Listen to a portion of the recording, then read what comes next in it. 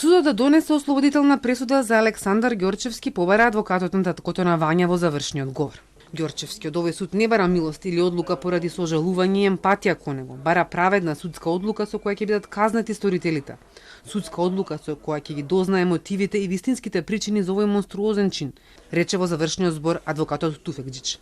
Според одбраната, обвинението за таткото на Вања е паушално и неосновано, а обвинителката поради собствената немоќ и немање докази се обидела морално да го понижи.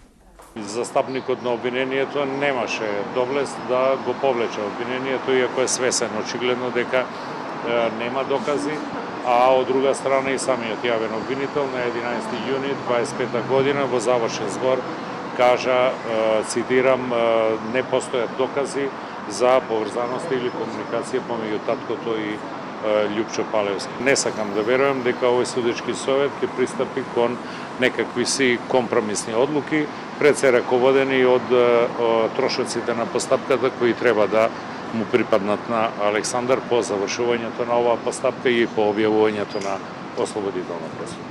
Ослободителна пресуда побара и адвокатите на Владко Кешишев и Боре Видевски затоа што обвинителството не понудило докази.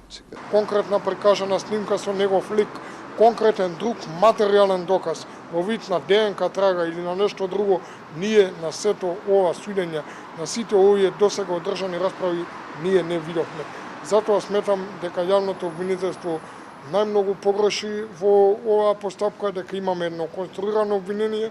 Бидејќи истиот нема никакви преземени, никакви действија, ниту како извршител, ниту како соизвршител, не било какви действија за извршување на ваквите кривични дела, особено судот да има во предвид, предпоставуваме дека ќе има во предвид неговиот страф, неговата подчинетост и своевидното заложништво кое што го чувствувал од страна на прво обвинетел Палевски. Бранителот на Велибор Манев побара ослободителна пресуда за обвиненијата за убиствата и соодветна казна за грабнувањето на Вања Ѓорчевска и на Панча Жежовски.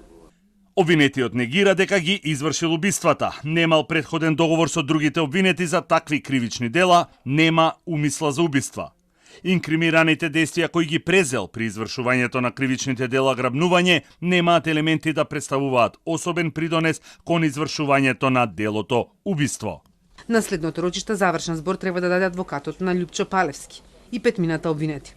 Јавното обвинителство во завршните зборови побара максимални казни до животен затвор за четворицата обвинети Палевски, Кешише, Видевски и Манев, а за Ѓорчевски, таткото на Вања, побара судот да му изрече соодветна затворска казна.